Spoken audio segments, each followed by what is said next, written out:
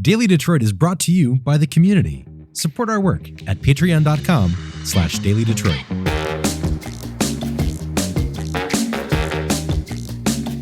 Hello, everyone, and welcome to your Daily Detroit, sharing what to know and where to go in Southeast Michigan. It is Friday, February 2nd, 2024. I am Jer Stays. To the left of me is a longtime Friday friend, Devon O'Reilly. How are you, sir? I'm very good. Glad to be here. A little special Friday edition of the show here. Yeah, we have some additional people across the table. From you is Norris Howard here on a Friday. What are you doing here? You know what? I don't know. Did you just wander through? I'm just excited to be here because we're talking about one of my favorite things on planet Earth, and that's coffee. That's why you came through. I get it now. So, Devon, introduce our guest. This is Ibrahim, who's the founder of, I want to make sure I'm saying it right too, Qahwah House. Qahwah House. Qahwah. Yes. Qahwah House. With a Q. I feel like there's a Q silent, so it's Qahwah House. Yes. Okay. I hear people say it differently. So this is a place that I've been going to for years. There was an original location in East Dearborn on what street? First one was Schaefer location in East Dearborn. On Schaefer in East Dearborn. More recently, a West Dearborn location on Michigan Avenue, which is close to where I live. So that's the one I go to a lot, a little bit larger. But now I think we said 11 locations, soon to be 15. It's 11 location now open. It's not going to be 15. There's another 15 location should be open in this year. Wow, incredible. So what I want to step back and talk about is something Jer and I have talked about a couple times, and that's this Yemeni coffee explosion that's been taking place. I feel like, and again, this is going to sound maybe silly to someone like you, but 10 years ago, 8 years ago, whatever, even 5 years ago, people like us around here had no idea that there was a difference. They just thought coffee was the stuff you get from Starbucks or Tim Hortons. Yemeni coffee and the drinks that you make at your business are very, very different. Can you start by telling us about how Yemen is kind of the birthplace of coffee? First, thank you guys for having me here. How Yemeni coffee starts. Yemen is what we said is the birthplace for coffee. Coffee started in Yemen in the middle of 14th century when they started making or turning coffee as a drink. So we are the first one we have coffee. We are the first one we turn coffee to drink, actually. So from that time, Yemen stayed more than 200 years the only sources for coffee, more than 200 years. After this, other countries starting growing coffee. I think you know what's mocha coffee, right? Mm-hmm. It's a coffee with chocolate. So it's not. Mocha is a city in Yemen. It's a port in Yemen. The first coffee shipped from port of Mocha in 1616 to Europe. This was the first shipment. Usually Yemeni coffee has natural chocolate flavor in it. Of course, if you drink it black with no sugar, no added to it. When this coffee went to Europe or other countries, people tasting it and taste like chocolate. And they ask, this coffee come from where? They said from Mocha. So they call it Mocha coffee. So after 200 years, when the other countries started growing coffee, coffee doesn't taste the same like what Yemeni coffee tastes. So what they do, they add chocolate to the coffee, and they call it mocha. So that's why mocha coffee comes from there. Interesting. So can you talk about, the taste? And we were talking a little bit before. You can use, obviously, Yemeni coffee beans and just make a black coffee. But something that has always struck me is when you go to a place like Qahwah House, and I like the Sanani.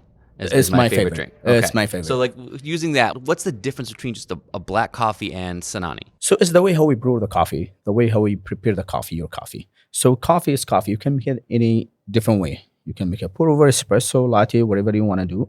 It's just the way how we make it. Sanani is the one of the way we make it in Yemen, in the city of Sana'a. That's where I am from. This is actually why it's my favorite because I used to drink it when I was a kid. So that's why we call it Sanani. I didn't think so even in Yemen they call it Sanani. I call it Sanani because that's why I bring all the names for the coffee. In Yemen, if you're going to go ask Sanani, maybe they know what you're talking about. I bring all this name. I call this name. I call Adani. I call Sanani. I call Jubani. I call Radai. I bring those names. Doesn't have this name in Yemen. But this is why I try to give it a name to touch with my country, Yemen. That's why if someone knows he's going to come and drink Sanani, he like it, he's going to do more research. What's Sanani? And you're going to find it in the city in Yemen. It's a beautiful city. You're going to have more information about Yemen. That's the idea about the names. So the difference is just the way how we brew the coffee, how we make your coffee. You can make regular coffee with the Yemeni coffee beans. You can make latte, espresso, cappuccino, whatever you want. But that's what most of the people, when they go to the Yemeni coffee shop, they want to try something different, something special. But you can have your morning coffee from there too. If you don't like any edit to it or different style, you can just ask for regular coffee and they're gonna have you. With the Yemeni coffee beans, give you more quality with the tasting. So something I noticed, I mean, there's definitely more grit. When you get to the bottom of a cup, there's more kind of like earthy flavors there. Yeah. So where does that come from? You mean the rest of the coffee? So At this the is very bottom of the cup. Yes. So this is what we ground the coffee. We ground it too fine, and this is the way how we made the like Sanani. It's just like Turkish style coffee. This is the rest of the coffee because that's why it's give you that strong taste and to give you the flavor and the coffee in different way. It's not like American coffee. We use the filter and you just have the drink in it. Jer, have you had Sanani before? I have, and it's interesting as somebody who's a weird coffee person that the brew process matters so much and how you extract and what comes through it. I think that's part of, obviously it's the beans, but also the care to that brewing and doing it in those different styles, sometimes in traditional styles, I think really makes a taste difference. Yes. It's always how you brew your coffee. Coffee is not just you grind the coffee and you put the water or no, it's too much process, too much sense in it if you want to really get the best result also. Temperature of the water, the level of grind, how you grind the coffee, the way you want to do it, the tools you want to use for brewing coffee. Everything makes difference. Everything makes change. Roast, of course, make difference, bring flavor. You always know how you do your process or the style of the coffee so you can have the best results served to that. You talk about, is that consistency important across all your locations? You want to make sure that it tastes the same throughout any location. So that's what we're trying to do is we have process, we have training manual. We know how to train everyone to have the best result. All the mixes just come from one place. It's our warehouse and our headquarters in Dearborn. We just opened it in like 6-8 months ago, the new one. It's in Oakman between Michigan Avenue and Ford Road. It's 50,000 square feet. We have the warehouse, the roaster, everything over there. So any mix go to if our location has, we mix in one place. So we want to make sure we have the same quality in each location. And those beans are coming straight from Yemen? Straight from Yemen to our warehouse. And from there, we send it to other location. And of course, we have in each location roaster. So they roast the coffee fresh also for people they want to buy. They want to, use different kind of style coffee. Yeah, that freshness and that roastness, it matters in any kind of coffee. I think it's interesting to see the rise of a place like yours because just a few years ago, I think a lot of people would think that the coffee segment is full, right? Like there's no more room to grow things. And yet, here you are growing and cutting your own corner of the market. What opportunity did you see there? And when were you like, yeah, you know what? I think I can do this. In the beginning, when I started bringing the idea to the table to talk to people, I want to open a coffee shop. I want to open a specialty coffee and Yemeni coffee. No one thinks it's going to be a market for that. They said there is too many coffee shops. There's big companies. It's not going to be the right fit if you want to open and do a good business. I said it's going to be different style of coffee, different avenue of market. Actually, it's not going to be the same what we use or what we drink every day. It's something different, something special. It's not only coffee, it's a tea, it's different style of coffee. People never drink this kind of coffee. So what I see, it's not only opportunities, but I'm looking for it's send a message. I know because I come from family, they grow coffee, we grow coffee. Coffee means a lot to us. That's why I want to do something very special because no one knows Yemen is the birthplace for coffee. No one knows Yemen has the best coffee. I mean, all of us grew up around the idea of like Juan Valdez and Colombian coffee, whole thing that was commercially drilled into our souls. But often the commercial message does not match what reality is. Yeah, and one thing that I'm curious about, and you brought it up a little bit earlier, is understanding that most people context is just regular coffee. How important is it to you to sort of bring that history of Yemen into Qahwah House? Because I've gone to the Canton location. You got the giant map on the wall explaining the history of coffee. How important is that to you to make sure that that's illustrated in every location? This is the idea from the first when I start thinking about opening this business. It's not only a cup of coffee. It's history. It's bring people together. It's bring Yemeni coffee to the front again because no one knows about Yemeni coffee anymore. It's share history to build a bridge between different culture. I said it's just a cup of coffee. That's why I bring the history of Yemen. I want everyone to know what's Yemeni coffee, what's Yemen. A lot of people, they don't even, where is Yemen? I tell someone I'm from Yemen, I said, where is Yemen? I have to explain to them. What we did actually, it's changed a lot of thinking to the people. They know what's Yemen. They know Yemeni coffee. They know how's that coffee history. That's why I make sure when I build my location, there is history in the wall to talk. I don't have to say anything. People can look at it in the shop, Qahwah House, and they know what's Yemeni coffee. What is Yemen? How coffee start and go into every countries. You know, with everything happening in the world, do you look at coffee as a way to bring people together? This is actually what we did now, and we actually win with that. If you come to our location, any location, anywhere, New York, New Jersey, Michigan, Illinois, you're gonna see people from everywhere. You know, we don't know each other like before. We didn't talk to each other, so no one knows anyone. So the coffee actually is the best way to bring people together. They come from different race, from different culture. They come together, they talk, and they know each other because the social media, because internet, people they don't talk face to face to each other. And this is, I think, the best place where I see opportunities for a coffee turn to fast food business. That's why I want to bring it back to come in one place and to talk. You have a pot of coffee. That's why the idea of the pot. It's not a cup. You come, you have a pot of coffee, you can share it with people and talk more so we can know each other. It's always politics, separate the people. That's why when we come there, we want to just talk, be friends, know each other, and we'll see what we can do for our, future. I feel like sharing coffee, breaking bread, doing things together is something that we have lost in recent years. And it's one of the reasons why, and I looked the other day, it's more than 6 years we've been doing this podcast. It's one of the reasons why it's so important to have long-form conversations, to get past TikTok, to get past Instagram, to get past the anger of X or something like that, where it's not just about identity, but it's about knowing other people and bringing together. And I think that's just so important in this time. Yeah, and as Ibrahim said, like, this isn't an experience when you go to Qahwah House. Like, you usually don't go by yourself. You go with people. You share a pot. You share some of the foods, which we haven't talked about. Jerry, I know you love to have a snack with your coffee, and there's some really good food as well. So can you talk about some of the really unique We foods? have two special things, actually. The one is very touched to Yemen. First one is the sabaya. Some people, they call it sabaya. Some people, they call it bint sahn in our city. So it's a layer of bread with butter inside and just served with the honey at the top. It's amazing. The other one is the honeycomb. It's a bread filled with cheese and also honey at the top. Of course, we have too many things. We have sambusa, we have some cake, some croissant. But if you want to try the traditional things, it's Yemeni, it's sabaya and the honeycomb. Is there any product or location since you've started Qahwah House that has surprised you or been something that you didn't expect as you got into business? Because I tend to find out when I talk to business owners that they're like, wow, I didn't think people would like this thing as much as they do. Or has everything been pretty much what you expected it to be? There is a lot of surprise actually during the the time I started the business. When I opened the first location, actually, it's a Yemeni coffee shop. First kind of, business start like this.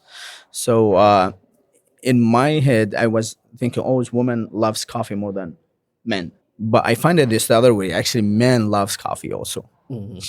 When I see always ladies, they love coffee. They like to go to coffee shop and drink coffee. But I figure out men loves coffee and they know what's coffee actually. It's not just coffee with milk or sugar. They always drink the black coffee. And this is when, someone knows quality for the coffee. So when I opened the first location, I have a lot of customer they come. I was surprised because I was thinking it's going to start slow and just doing good. But it's actually was crazy from the beginning. In the first month, we have full house. Everyone, they talk about Qahwah House. I have too many interview with too many channel in the first month. It just was like very, very special. First surprise was for the Illinois. First location we opened in Illinois. The first 2 days, we opened just soft opening. We didn't even do grand opening. But third day of opening, it was packed parking lot. It was full line to, like, you can say like one block down. It was like just crazy. From the third day, actually, we just soft opening. So after this, we didn't do even the grand opening for that location. What are a couple of things that you have learned expanding this? And what do you look for when you are trying to land a new location? Because you are becoming a national brand based out of Metro Detroit, and that's a remarkable and wonderful thing. And what have you learned and what do you see when you're like, okay, this is time for a new spot? So always look for a good area. There is different mix from everywhere, so we can target everyone. And also, we're trying to have a bigger place, not smaller place. That's kind of different than a lot of the trends nowadays. Yep. What's the thought behind the bigger place? Because when we open, if a small place is not gonna be enough for our customer, it's get busy. So always when we open a location, we think we get a bigger one and still small for us. So we have more customer they come. Interesting. Obviously, that's proven out very well for you. Was it that success of those early locations? Is there something in that formula of having a lot of people that you specifically look at? The first location, it was in Dearborn. So it's a very special area for me, actually. Dearborn is, I love Dearborn. The community in Dearborn is from everywhere. And you feel like home, actually. And I will say it's from everywhere, even within Arab populations. No, it doesn't have to be there. So we open in New York. Okay. We have one in Williamsburg.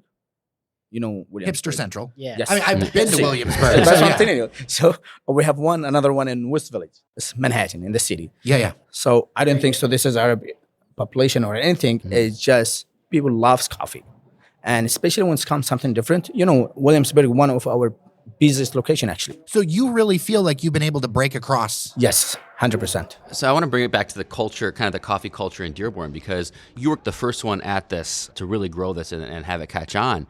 And since then, as someone living in Dearborn, we've seen all sorts of different Yemeni coffee shops pop up in a very kind of similar model and make their own way and make their own brand.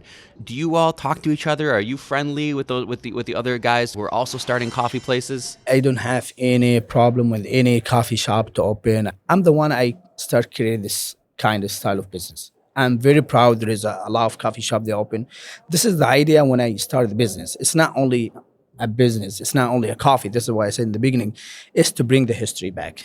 I want to bring the Yemeni coffee back to the front. I want to share our history. I want to bring people together to one place. I want to know everyone to know each other. This is the idea. So when there is more business opening with the same style, with the same idea, with the same, also that's the plan is support also two things. Yemen, because the coffee comes from there, and with this situation in Yemen, we try and there is a lot of people they can't find food. There is no job. There is nothing to help them. So the best way to create new opportunities for job over there, when we support the farmers, when we support the people they work with the coffee, it's gonna help the people over there without even giving them money. It's just make them work. The other thing is also support our community here, because we sell the coffee here. How are we gonna support them? In our mission, we support the children education. We try, because education, I believe, is foundation for everything.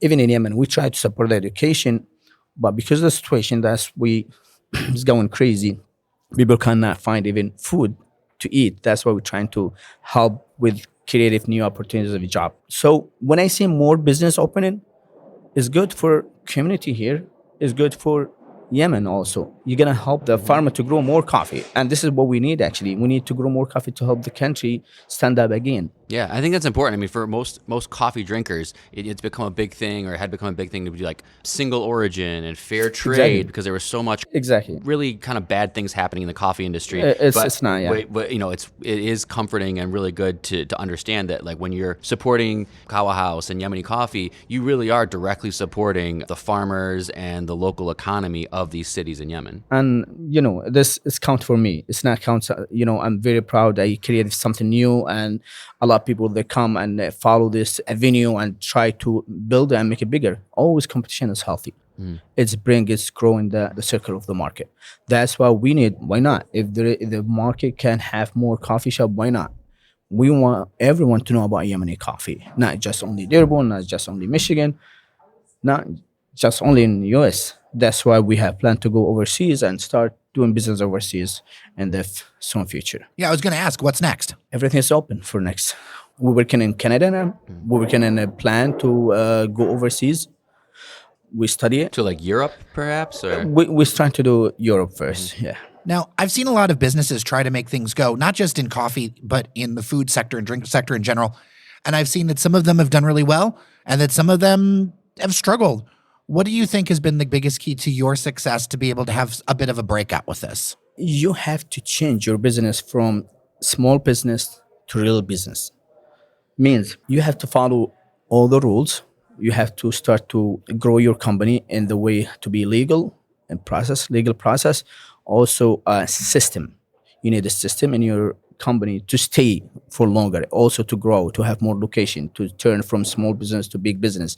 That's what we're trying to do now. If you come to our offices, you're going to see our system in the company. We have too many employees. Everyone, they know what their job. We have a big warehouse. We can support from now to 5 years, even 100 location. We're not going to have problem. That's we build it. We build the foundation first before we build the numbers of the stores or numbers of the business. First, we build the foundation. The one can hold all this business growth. We work with too many lawyers. Work with KPMG financing. We build system for our accounting, like ERP system, so we know what's coming out, what's coming in. So you control all this. So when you have more business or more things coming to your head, you already control it. You always spend money to bring money. You always grow the team around you. You need the team first. So too many, you think, maybe try to do it too much by themselves. Yes.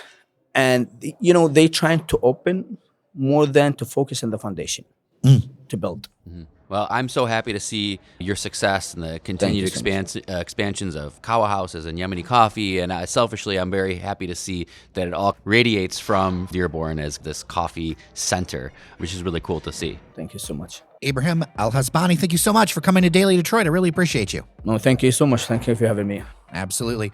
All right, well, with that, we are done. We are heading into the weekend. Thank you so much for listening to Your Daily Detroit. I'm Jer Stays. I'm Devon O'Reilly. And I'm Norris Howard. Remember that you are somebody, and we'll see you next week.